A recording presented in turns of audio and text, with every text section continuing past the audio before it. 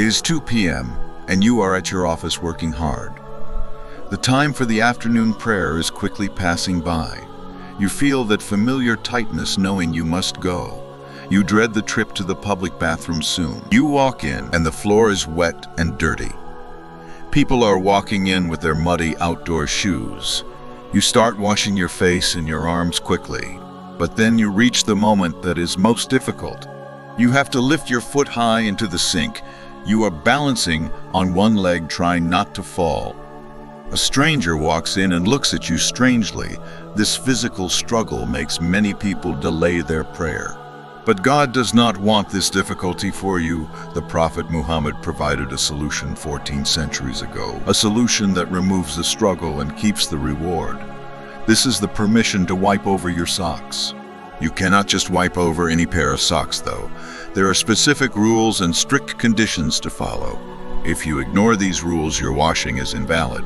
So we need to study this topic with precision today. Let us look at the history of this ruling. The companion Mughira was traveling with the Prophet Muhammad. He saw the Prophet washing and bent to remove his socks, but the Prophet stopped him with a gentle command. He said, "Leave them be, for I put them on pure," and then he simply wiped his wet hands over them. This proves that we do not need to wash feet, but back then they wore thick leather socks called kufan. Can we wipe over the modern cotton socks we wear? The majority of scholars and researchers say yes, we can. The purpose of the ruling is warmth and protection. Modern thick socks provide these same functions for us. Therefore, the ruling extends to cotton and nylon and wool, but there are 5 strict conditions that act as a checklist. Condition number 1 is the foundation of the entire ruling. You must put the socks on while completely pure. You must perform a full ritual washing, including your feet. Only after washing feet can you put the socks on. This creates a spiritual seal or a lock on purity. The next time you break purity, you do not remove them. Condition number 2 is about the coverage of the sock. The sock must cover the ankle bone completely and fully. Many people make a critical mistake with ankle socks here. If the ankle bone is exposed, you cannot wipe at all. Condition number 3 is about the thickness of the sock. The sock must be thick enough to be a barrier. It should not be transparent or see through to the skin. If you wear thin dress socks, you cannot wipe over them. Condition number 4 is the time limit for the wiping. This permission does not last forever, like a lifetime subscription. There is a specific timer that starts and stops strictly. If you are a resident, the limit is 24 hours. If you are a traveler, the limit is 3 days and nights. But the most confusing part is when the timer starts. It does not start when you put the socks on.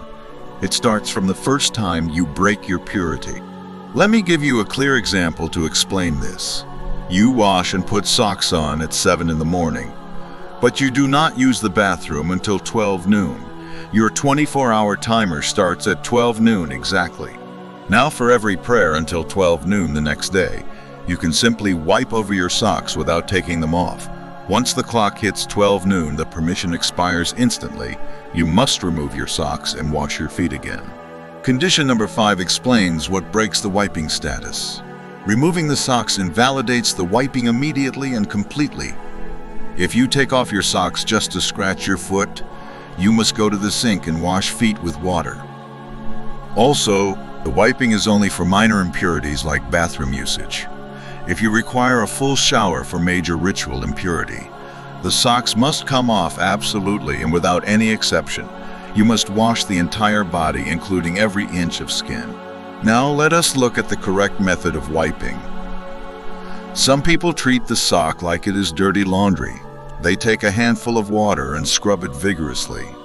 This is wrong, and it damages the sock and makes mess. Other people wipe the bottom of the foot or heel. The companion Ali said, "We follow revelation and not logic." If we followed logic, we would wipe the dirty bottom, but the command is to wipe the top of the foot. The method is simple and takes less than 10 seconds. You wet your hands with fresh water from the tap. You shake your hands so they are damp, not dripping. You place your fingers on the tips of your toes. You place your right hand on your right toes flat. You place your left hand on your left toes flat. You swipe upwards towards your leg one single time. You stop when you reach the start of the leg. That is it, you have completed the sunnah of wiping. You do not wipe the sides or the back or bottom. One single swipe is sufficient to fulfill the religious obligation. It is discreet and easy to do in any bathroom. Now let us address some common doubts people often have. What if there is a small hole in my sock? If the hole is small, like less than 3 fingers, the majority opinion is you can still wipe over it. But if the hole is large and the foot is exposed, then you cannot wipe because it is not a covering. What if I step in a puddle of water outside? That does not affect the validity of your ritual washing. The wetness on the outside has nothing to do with purity. As long as you put them on pure, you are fine. What if it is cold and I wear 2 pairs? If you put both on pure, you wipe the top. If you remove the top pair, the wiping is broken. This ruling is a profound gift for the Muslim community. It allows the student to pray between classes without stress. It allows the corporate employee to pray at work discreetly. It removes the barrier that Shaitan puts in our path. Shaitan whispers that prayer is too hard and too messy. He tells us to delay it until we get home comfortably. But delaying prayer past its time is a major sin. By using this concession, we defeat the whisper of Shaitan. We prioritize the prayer over our own comfort or laziness. We show Allah that we value the connection with Him, and we show that we love the easy way of Islam. You do not need to change your religion for the world. The religion has the tools to navigate the world already. So tomorrow morning, I want you to try this method. Wake up and make a perfect ritual washing at home.